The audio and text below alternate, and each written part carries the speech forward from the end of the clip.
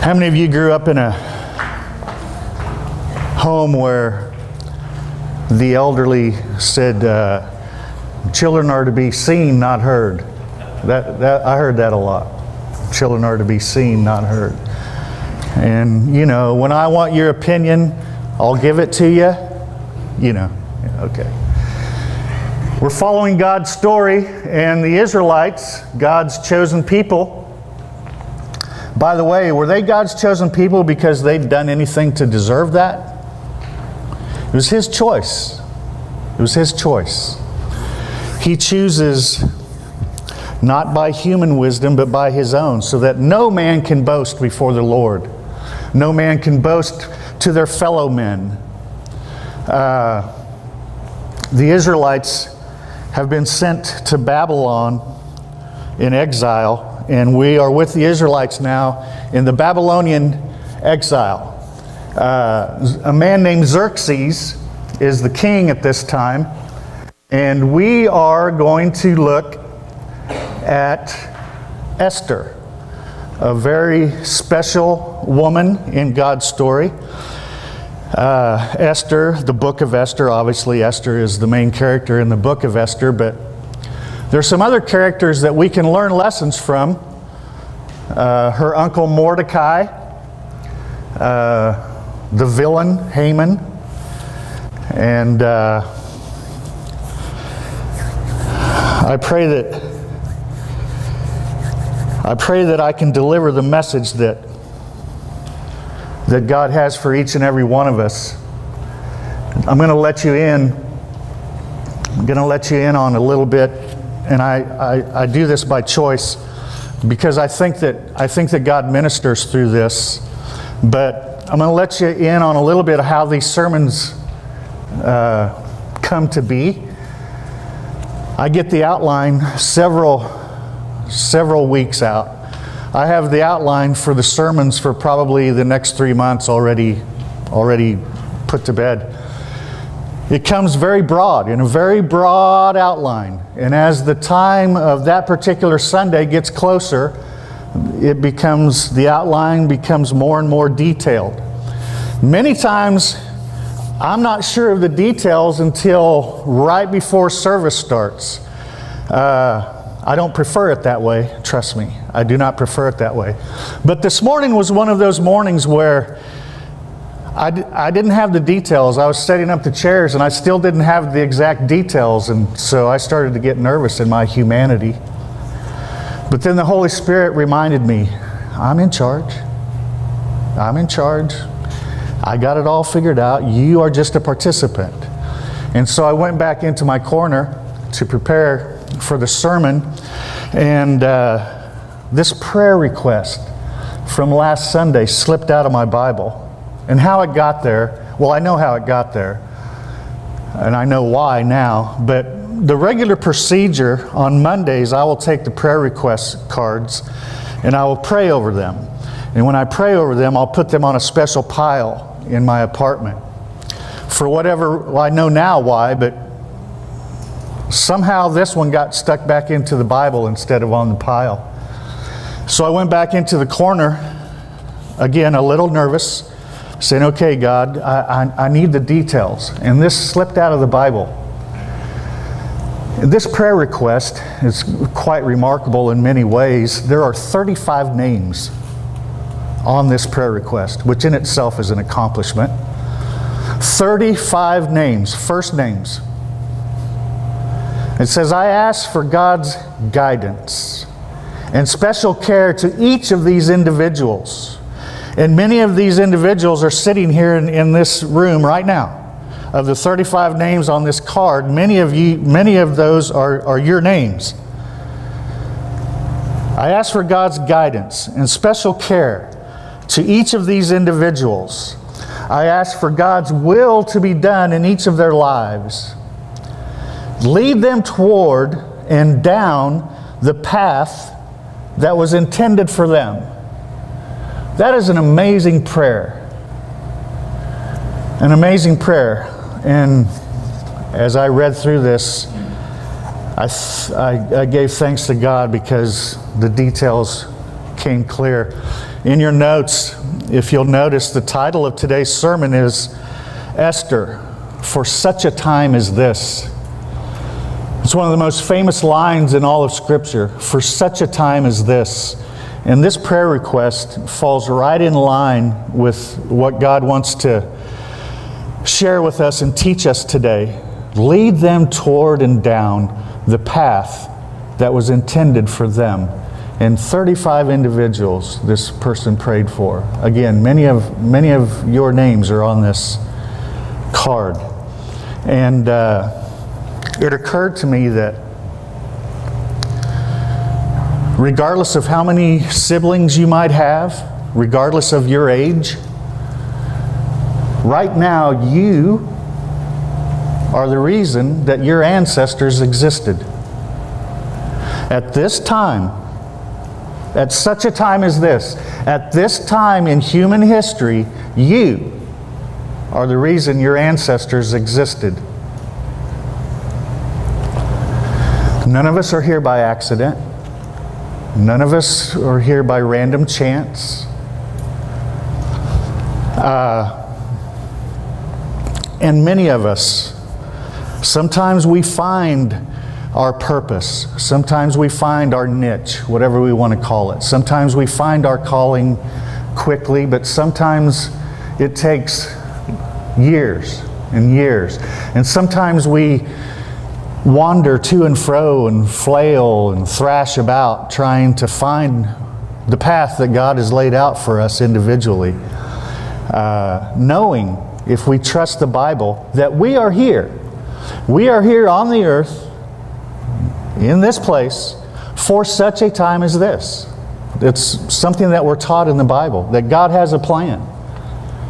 And that if we trust Him, it will be fulfilled. His plan will be fulfilled through each and every one of us individually.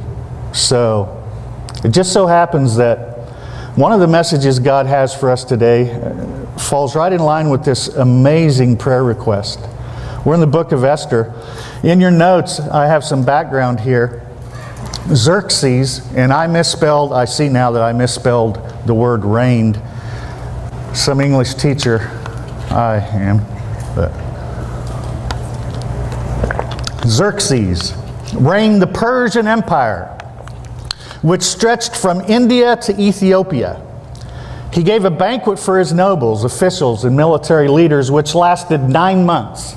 A banquet that lasts 9 months, a 180-day banquet. When this was finished, he gave another banquet for all the people in the capital city, which was Susa at that time. The banquet in the capital city lasted another 7 days, just for the people that lived in the capital.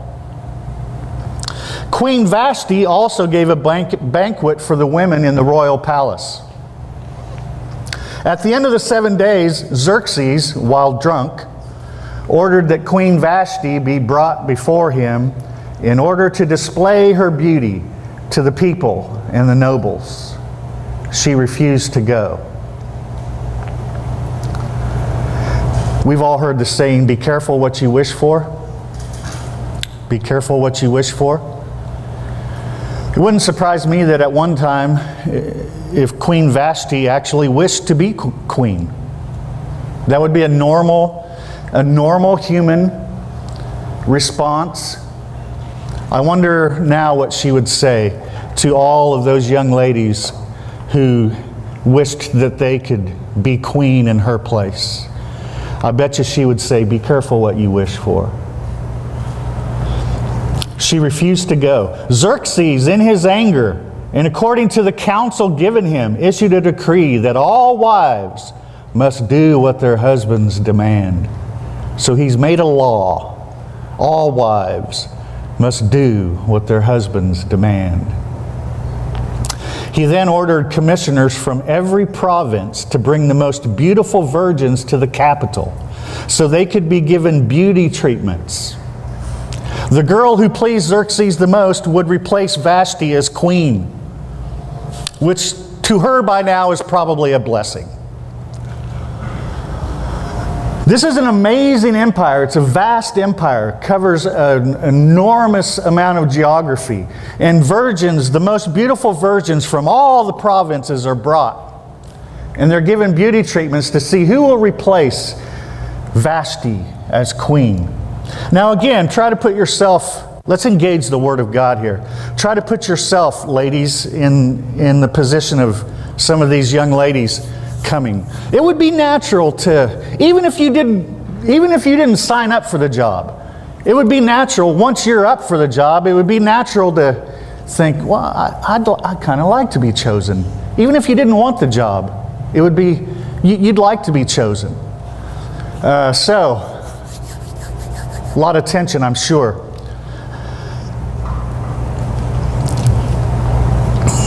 Listen to these beauty treatments.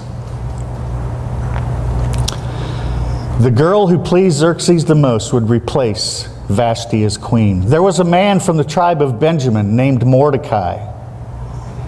Benjamin is the same tribe that the Apostle Paul came from. He had a cousin, Esther, whom he had raised as his own daughter because her mother and father had died. So Mordecai is Esther's uncle. Esther's parents have died. Mordecai has raised her as his own. Esther was very beautiful, and she was taken to the harem of Xerxes in the capital city. She immediately gained the favor of the man in charge of the women, and she was given the best place in the harem. Esther had not revealed her nationality because Mordecai had forbidden her to do so. Now remember, they're Jews. They are despised.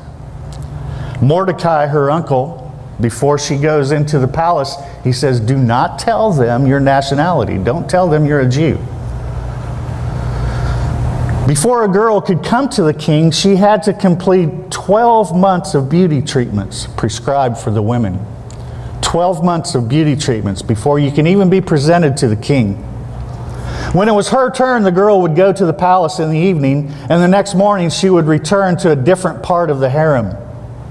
She would not return to the king unless he was pleased with her and summoned her by name. Now think of this. You go through 12 months of beauty treatments. You are with the king for one night, then you're sent back to a different area of the harem, and you are not to go in his presence unless you are summoned by name. Esther won the favor of everyone who saw her. We are now in the book of Esther, chapter 2, verse 17. Book of Esther, chapter 2, verse 17. Now the king was attracted to Esther more than any of the other women, and she won his favor and approval more than any of the other virgins. So he set a royal crown on her head and made her queen instead of Vashti. And the king gave a great banquet, Esther's banquet, for all his nobles and officials. He proclaimed a holiday throughout the provinces and distributed gifts with royal liberality. When the virgins were assembled a second time, Mordecai was sitting at the king's gate. But Esther had kept secret her family background and nationality, just as Mordecai had told her. For she continued to follow Mordecai's instructions as she had done when he was bringing her up.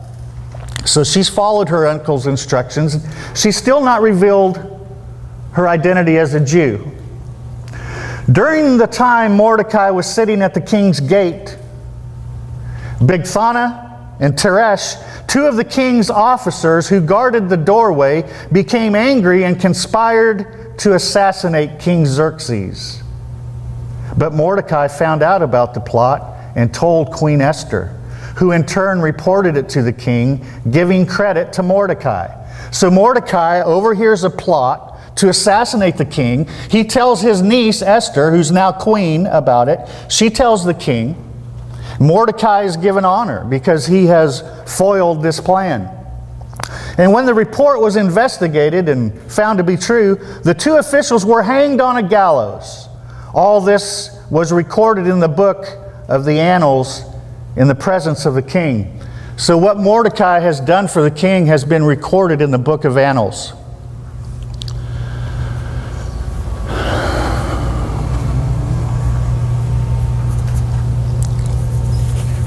I'm back in your notes. After these events, King Xerxes honored a man named Haman. Haman is one of the officials. Xerxes honored Haman by elevating him and giving him a seat of honor higher than all the other nobles. Xerxes commanded that all the royal officials kneel down to Haman and pay him honor as he passed by. Mordecai refused to kneel down and pay Haman honor, which enraged him. Haman, therefore, after learning Mordecai was a Jew, plotted to exterminate all Jews in the kingdom. So Haman is basically a lump of vanity. Everything he does is for show. He enjoys the pomp and circumstance. He enjoys the attention. He enjoys the position. He starts a plot to exterminate all of the Jews in the entire empire because of because one Jew disrespected him. So Haman is plotting to kill all the Jews. But it's not really Haman with the plot. Who is the mastermind of this plot? Satan. Satan is the mastermind. Satan many, many times to keep. Remember in the book of Genesis. God says to Satan, I will put enmity between your seed and her seed, your offspring and her offspring. You will bruise his heel, but he will crush your head. And since that moment, Satan has been trying to get rid of all the Jews to keep that from happening. So many times, Satan, pulling the strings, incites someone to exterminate the Jews. Who's the last one that we know of that was used? Hitler. Yeah. Stalin. Okay. So, Haman has a plot. Haman persuaded Xerxes to issue a decree that stated all Jews be killed, young and old, women and little children, on a single day, the 13th day of the 12th month. Now get this, in the first month of the year, 11 months before the fateful day, dispatches were sent throughout the entire kingdom, from India to Ethiopia, ordering all Jews in every province be killed on the same day. The Jews waited for the day to arrive. For 10 months, all the Jews in the entire kingdom, in the entire empire, are waiting for the 13th day of the 12th month because that's when they'll all be killed.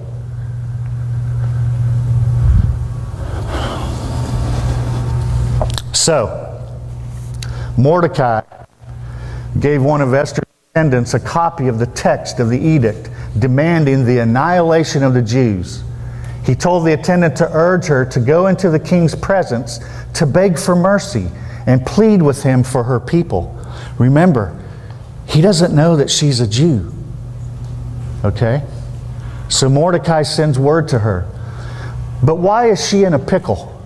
Why is she in a fix? She's already been with the king. The only way you can have an audience with the king is if he summons you by name.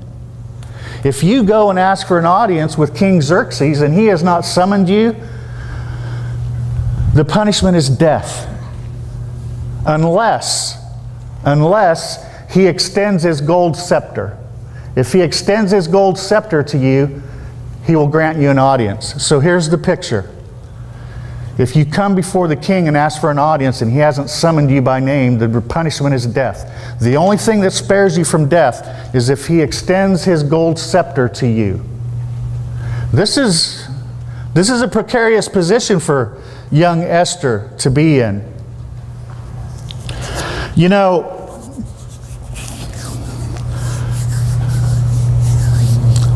speaking in general terms, I've observed, and with really a little bit of amazement, but I've observed that most young ladies, when they look at themselves in the mirror, they see only the flaws. They don't see their beauty. I've always marveled slightly that I've known several very beautiful young ladies in my life, and so many of them truly in their hearts did not think themselves beautiful because of different influences in their life as they were growing up. Some of the most beautiful women you'll ever see do not think themselves beautiful in their own hearts. Men, on the other hand, and of course this is generalities, men don't seem to have that problem. Most men, and I've shared this with some people in here already, but most men, when they look in the mirror, they don't see the flaws. As a matter of fact, it's the opposite. They overlook the flaws in general. Just this morning, I was looking in the mirror. You know, gravity always wins, young people. Gravity always wins. This used to be up here. So I was looking in the mirror today, and I look good. But that's how, and I've shared this with some of you, but that's in general, that's how men, there's a very big difference between how men see themselves and how women see themselves. A lot of it has to do with, for the women, how they're brought up. So here's Esther. This is going to be a precarious position for Esther, but all of the Jews are scheduled to be killed on the 13th day of the 12th month. So now we're in chapter 4, starting with verse 10. Chapter 4, starting with verse 10. So this man has come and given her the report from Mordecai. Then she instructed him to say to Mordecai, all the king's officials and the people of the royal provinces know that for any man or woman who approaches the king in the inner court without being summoned, the king has but one law, that he be put to death. The only exception to this is for the king to extend the gold scepter to him and spare his life. But 30 days have passed since I was called to go to the king. It's been 30 days since she's had her night with the king, not summoned by name. When Esther's words were reported to Mordecai, he sent back this answer. And this is one of the most famous passages in all of Scripture right here. Do not think that because you are in the king's house, you alone of all the Jews will escape. For if you remain silent at this time, relief and deliverance for the Jews will arise from another place. Look at the faith of Mordecai.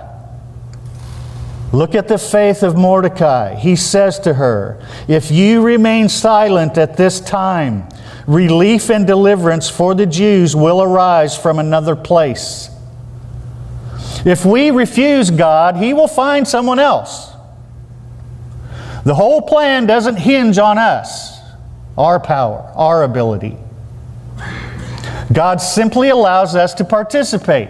And if we are in the will of God, the will that He has for each of His individual children, that is happiness on earth. Not the position that Haman believes is bringing him happiness. Not the wealth that Haman believes is bringing him happiness.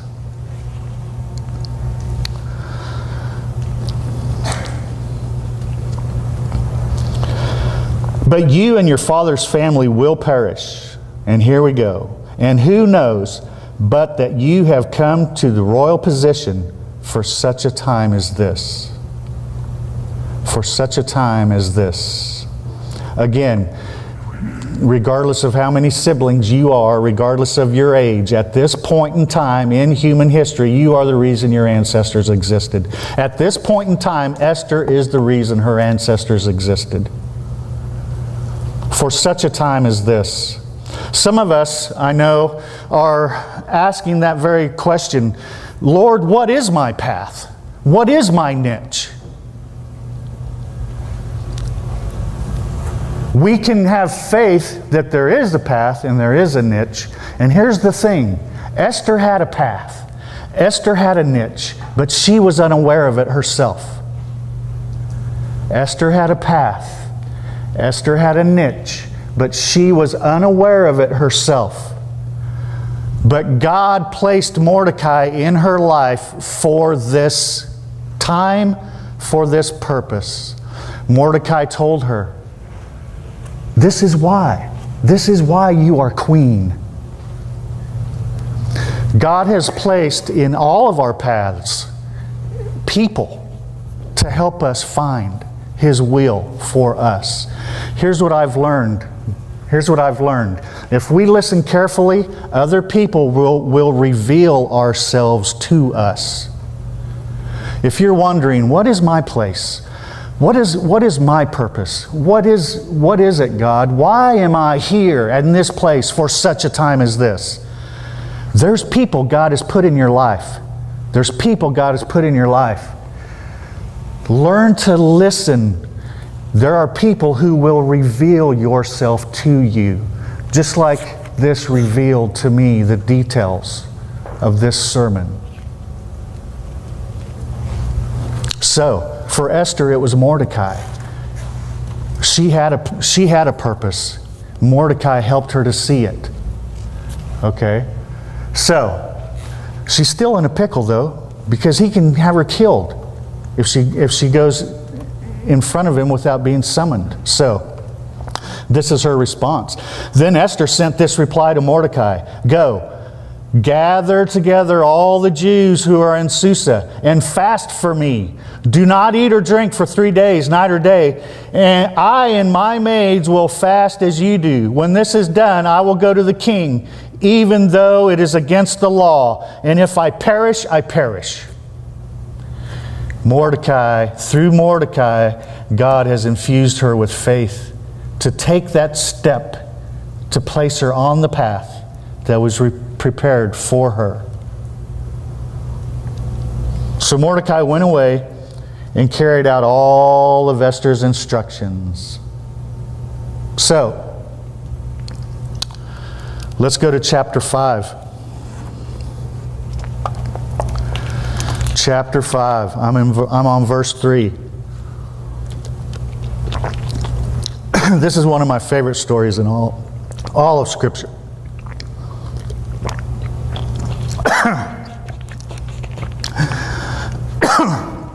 You ever take a drink and it goes down the wrong? Satan doesn't want some of you to hear this. He doesn't. He's fighting against it. Some of you are on the verge of the path. Some of you are on the verge of the path. Some of you are on the verge of what it is, why it is that you are here for such a time as this. And Satan's trying to rob that from you because he's a thief. Chapter 5, verse 3.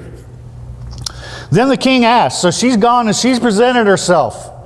And lucky for her, and lucky for us, and lucky for the Jews, he extended the gold scepter.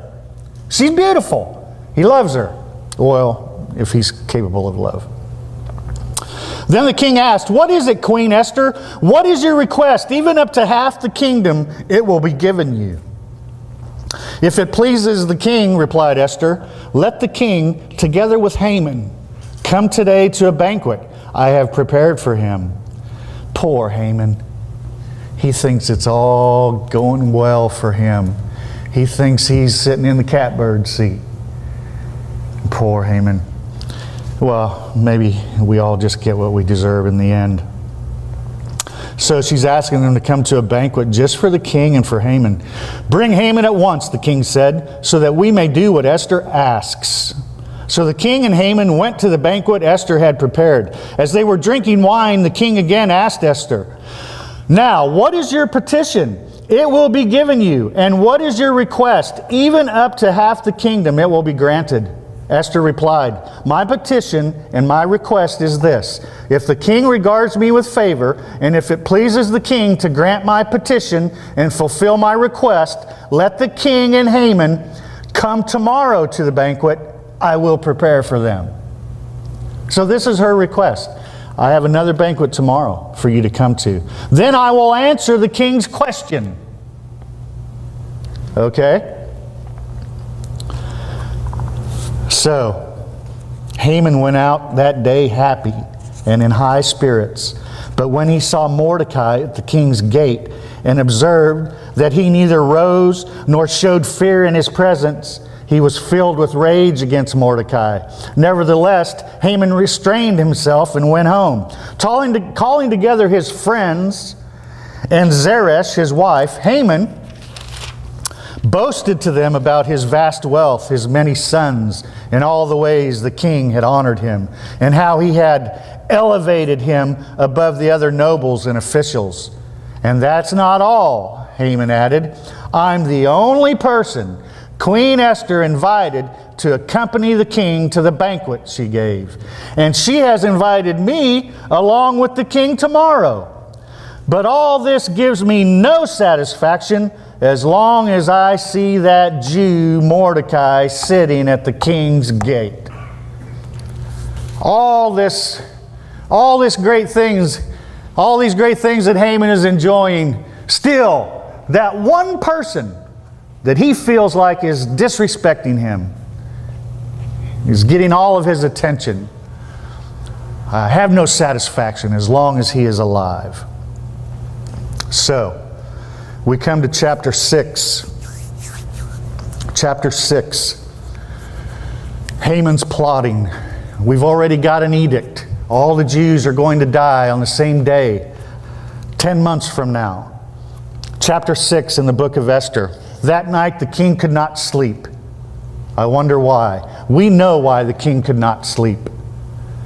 So he ordered the book of the Chronicles, the record of his reign, to be brought in and read to him. Remember way back when Mordecai exposed the plot? It was written down in the book of Annals. But Mordecai received no payment, no honor, no recognition. He didn't seek those things. He didn't receive those things. But here it is, and you know that it's God that's not letting Xerxes sleep that night. You know that. He can't sleep, so he gets up and he wants to read about himself. It was found recorded then that Mordecai had exposed Bigthana and Teresh, two of the king's officers who guarded the doorway, who had conspired to assassinate King Xerxes. What honor and recognition has Mordecai received for this? The king asked. Nothing has been done for him, his attendants answered. The king said, who is in the court? Now Haman, the schemer. Now Haman had just entered the outer court of the palace, to speak to the king about hanging Mordecai on the gallows he had erected for him. Haman's erected a gallows to hang Mordecai on. Haman's feeling good about himself. Him and the king are the only one at this banquet. The king has put him in the place of honor. He's made a gallows for Mordecai. He's going in to tell the king he wants to hang Mordecai. His attendants answered, Haman is standing in the court. Bring him in, the king ordered. When Haman entered, the king asked him, what should be done for the man the king delights to honor? He doesn't tell him who. He just says, what should be done for the man the king delights to honor? Now Haman thought to himself, who is there that the king would rather honor than me? First mistake. Pride comes before what? The fall. Pride comes before the fall. Well, who else would he want to honor except me? So he answered the king, for the man the king delights to honor, have them bring a royal robe the king has worn, and a horse the king has ridden, one with the royal crest placed on its head. Then let the robe and the horse be entrusted to one of the king's most noble princes. Let them robe the man the king delights to honor and lead him on the horse through the city streets, proclaiming before him, this is what is done for the man the king delights to honor. So he wants to be put on the king's horse with the king's robe, with someone in front of him saying, this is what is done, paraded through the city. This is what is done for the man the king delights to honor, thinking it's going to be himself. Go at once, the king commanded Haman. Get the robe and the horse, and do just as you have suggested for Mordecai the Jew, who sits at the king's gate. Do not neglect anything you have recommended. Oh, so now Haman has to do this for Mordecai. Pride comes before the fall. It should teach us something about holding grudges also. So, Haman got the robe and got to ride the horse. He robed Mordecai and led him on horseback through the city streets, proclaiming before him, "This is what is done for the man the king delights to honor." Haman has to proclaim to the whole city, Mordecai, the one man he hates the most, this is what is done for the man the king delights to honor. We should really forgive others. We really should. We should forgive others. Haman has become a prisoner of his own unforgiveness. A prisoner of his own unforgiveness. Remember, Jesus didn't suggest to us that we forgive others. He didn't say, hey, you might try this. It worked for me, might work for you. Try forgiving others. He didn't say that. He said, I command you, if you're going to be my disciple, forgive others. Peter said, well, how many times do I have to forgive them? 7? No, 70 times 7. Well, who's my brother? Whoever. Forgive anyone. And then he ratcheted it up a notch. Not only that, pray for your enemies. Forgive your enemies. Pray for your enemies. Ask God to bless your enemies. Why does Jesus command that? Why does Jesus command that? Because that's where freedom is. That's where freedom is for us. Is Haman free? Haman is not free. He is a prisoner of his own hate. And now he has to exalt the very man that he hates the most. Afterward, Mordecai returned to the king's gate, but Haman rushed home with his head covered in grief and told Zeresh, his wife, and all his friends everything that had happened to him. His advisors and his wife said to him, Since Mordecai, before whom your downfall has started, is of Jewish origin, you cannot stand against him. You will surely come to ruin. While they were still talking with him, the king's eunuchs arrived and hurried Haman away to the banquet Esther had prepared. Remember, Esther said, this is what I want, King. I want you guys to come back tomorrow. I have another banquet. And then I'll tell you what I want. So here's Haman with the king. So the king and Haman, we're in chapter 7. So the king and Haman went to dine with Queen Esther. And as they were drinking wine on that second day, the king again asked, Queen Esther, what is your petition? It will be given you. What is your request? Even up to half the kingdom, it will be granted. Then Queen Esther answered, For such a time as this. For such a time as this. Remember, she was put there by God for this reason. But she herself wasn't even aware of it. Mordecai had to help her see her own destiny. Listen to others and they will reveal yourself to you. They will reveal yourself to you. If I have found favor with you, O king, and if it pleases your majesty, grant me my life. Whoa. This is my petition, and spare my people. This is my request. For I and my people have been sold for destruction and slaughter and annihilation. If we had merely been sold as male and female slaves, I would have kept quiet. Because no such distress would justify disturbing the king. King Xerxes asked Queen Esther, Who is he? Where is the man who has dared to do such a thing? Esther said, The adversary and enemy is Haman. All she asked the king for, this is the queen. All she asked the king for was, all I ask you for is my life and my people's lives.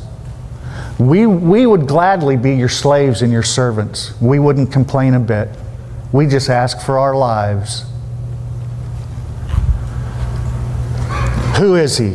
Where is the man who dared to do such a thing? Here he is, Haman.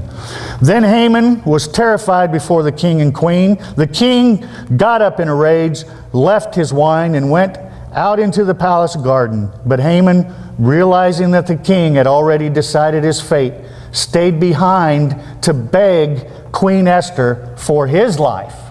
Oh, how the tide has turned. He wasn't satisfied with Mordecai being a servant.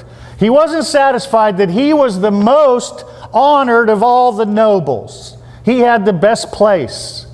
Wasn't satisfied with even his vengeance being exacted on the person who'd offended him. No, he had to say all of the Jews must die. Now he's begging Queen Esther for his life. Just as the king returned from the palace garden to the banquet hall, Haman was falling on the couch where Esther was reclining. The king exclaimed, "Will he even molest the queen while she is with me in the house?" As soon as the word left the king's mouth, they covered Haman's face. Then Harbona, one of the eunuchs attending the king, said, "A gallows." And who built the gallows? If you choose to remain in unforgiveness, if you choose to hate, if you choose to remain in hate, you'll hang yourself. There's a reason Jesus commands us to forgive others. Because if we don't, if we are in unforgiveness, we are putting ourselves in bondage. Remember, Jesus said, the truth shall set you free. And where do we get the truth? From Jesus' lips, from His mouth. So, a gallows 70 feet high stands by Haman's house. He had it made for Mordecai, who spoke up to help the king. The king said, you know what he said, hang him on it. Hang him on his own gallows. So they hanged Haman on the gallows he had prepared for Mordecai. And then the king's fury subsided. So, as is God's way, next week we could read that very same story and God would give us 3 different lessons from the very same story. Because His depth and His breadth, it cannot be contained. But for today, for such a time as this, don't remain in unforgiveness and hatred, because you're binding, you're hanging yourself, you're choking yourself if you remain in unforgiveness and hatred. And listen to others. Listen to others, and they will reveal yourself to you. Because sometimes, just like Esther, she was so busy about her daily duties, so busy about what she's doing, that she wasn't able to see everything that God could see. That's why God places people in your path. He's placed people in your path. Everyone has a Mordecai. Everyone has a Mordecai. Thank God.